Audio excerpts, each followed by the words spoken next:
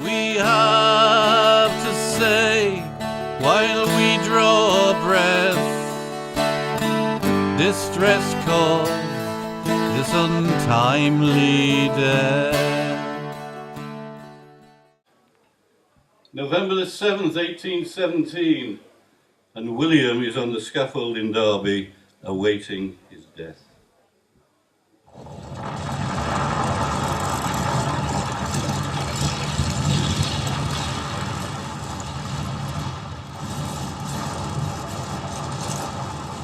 You heard that? That's a volcano erupting. Mount Tambora, 1815, in Indonesia, wherever that is. The biggest eruption in 600 years. The sky was choked with ash for a full year afterwards. We had lovely red sunsets, but most days were cold and wet. They called 1816 the year without a summer. There were no sun, and the harvest was the worst anyone could remember. That was last year. A lot's happened to me since then. My name is William Turner. You can call me Bill if you want. Don't matter. I'm dying. I always heard that your life passes before your eyes before the end. And now I know it's true. Because here it is happening to me. One strange thing though, I'd never heard that I'd lose my Derbyshire accent. And so here I am, swinging on the scaffold in Derby, with the Nottingham captain and Isaac Ludlam beside me. A man with an axe is waiting to cut me head off, and there are thoughts flying round my brain like cannonballs. But you won't hear me maunging. I was born in South Wingfield in Derbyshire in 1771, eldest of 6 brothers and 4 sisters. My father was John, and my mother Anne, and I am a strong man. I learned me trade as a stonemason, and I was good at it. You may wonder what I looked like. Well, I was never rich enough to have me picture painted, nor was I sketched at my trial like the captain was. The Derby postmaster called me a dreadful-looking stout fellow, but I preferred how another described me. A decent-looking young man. I was civil to most, but I didn't hold me drink well, to tell you the truth, and became truculent when I'd had a few ales. In 1797, when I was 26, I was balloted into the Derbyshire militia and began to wear the red coat. It wasn't bad. We learned all about soldiering and had some good mates with me. And we knew we wouldn't be sent overseas to do proper fighting like the regular army. But 2 years later, when they were recruiting militiamen to join regiments of the line to fight the French and Dutch in Flanders, I volunteered for the adventure and a chance to see the world. I also fancied the 10 guineas bounty they were offering, and 80 militiamen from North East Derbyshire, commanded by Captain Weldon, set off to assemble on Barnham Downs in Kent. Here I am, in the regimental register. I was mustered into the 20th Regiment of Foot, 2nd Battalion, with militiamen from all over England. The 2nd Regiment were what were called reservists, but we were to serve overseas and fight like regulars. I was excited to be a soldier and as loyal a subject of the King as you'd find anywhere.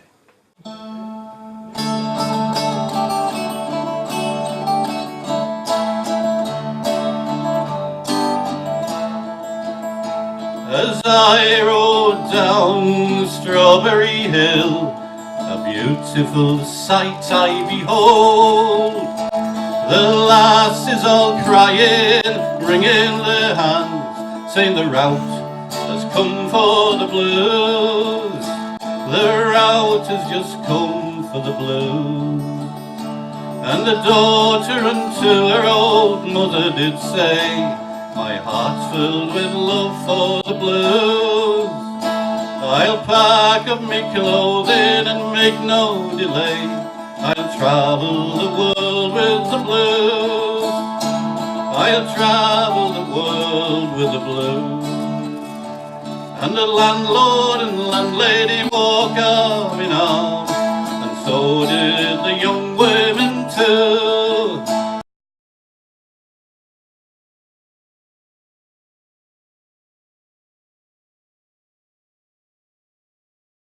Take their farewell of the blues.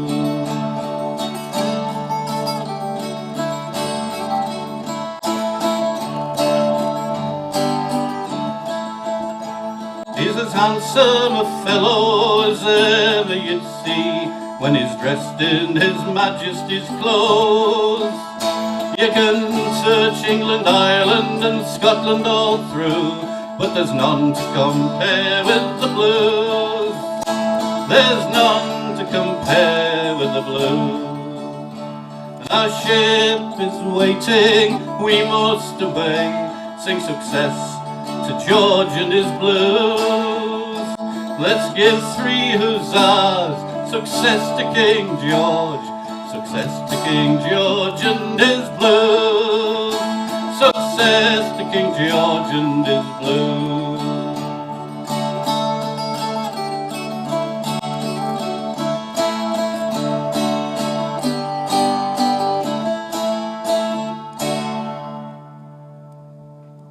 After a few days training, we sailed off to Holland. Rough seas. None of us had sailed before, and we were sick as dogs. The Dutch and French were waiting for us there as we tried to land, and we were wet through. The beach was narrow, and we had big losses before we got ashore. And our allies were the Russians. Bloody fools they were. Got themselves cut off by the Dutch, got their own general killed. And we had to go and rescue them, and then they blamed us for the mess. It wasn't what we drilled for on the downs. We were fighting in rain and fog and in sand dunes, and didn't see the enemy until we went up a dune and bumped into him. And our commander, the Duke of York, he was useless. You remember the song? The grand old Duke of York, he had 10,000 men. He marched them up to the top of the hill and he marched them down again. It was him. He marched us up and down all right, all over Flanders. It rained for months. The land was a swamp. We lost most battles, and even when we won, our losses were great. And a lot of the lads got sick with the damp and cold, and it was hell for the wounded. It was a really bad battle at a place called Egmont op Zee. Our regiment had 50 killed and wounded in the first day, and 170 a few days later. And then we were retreating. Heavy losses, useless officers. We abandoned the wounded and many of our women and children and ran for the coast with the tails between our legs. Right back where we started.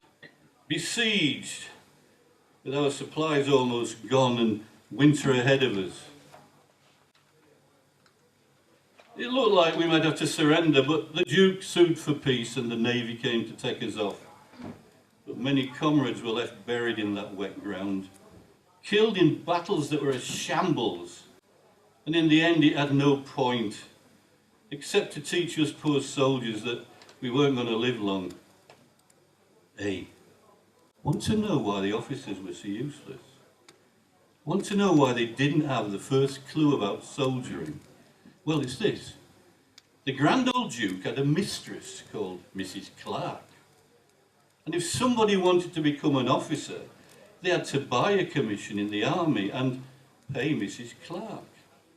And then she'd sneak his name into the list of officer appointments that the grand old Duke left lying round her boudoir. Or she'd tell the randy old goat that he'd get no rumpy pumpy unless he gave her favourites their commissions. It sounds funny, but a lot of good men were killed because these cheats thought being rich was enough qualification to command them.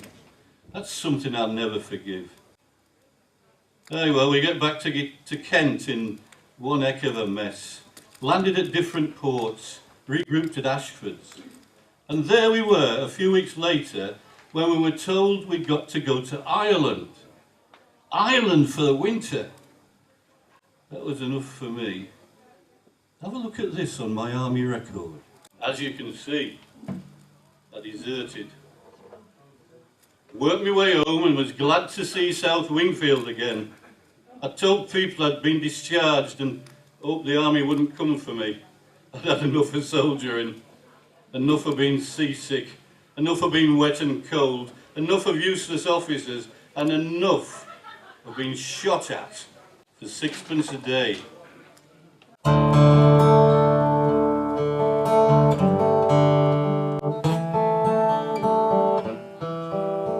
Oh, when through a village or town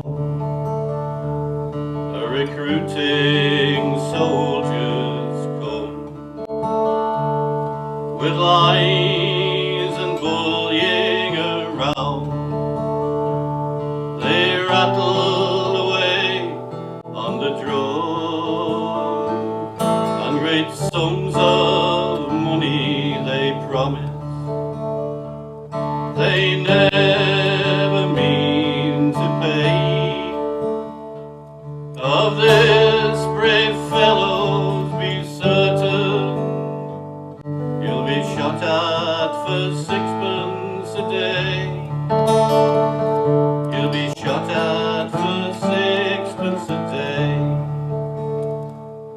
And away to the wars they'll drag you. Victuals you'll get when you call.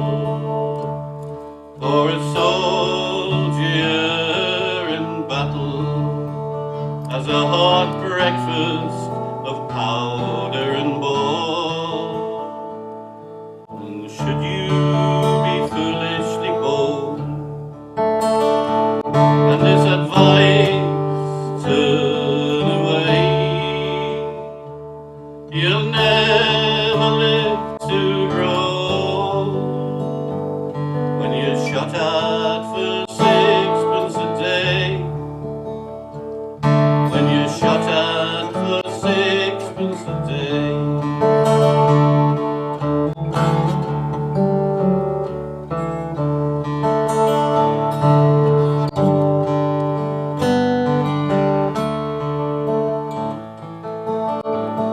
Never heed the sound of the drum. Stay at home with your sweethearts and wives, safe from harm that the soldiers come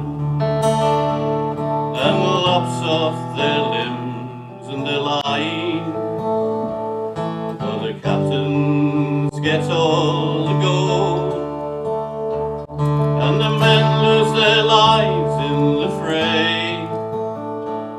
Is he not a damn fool, young or old, to be shot at for sixpence a day? To be shot at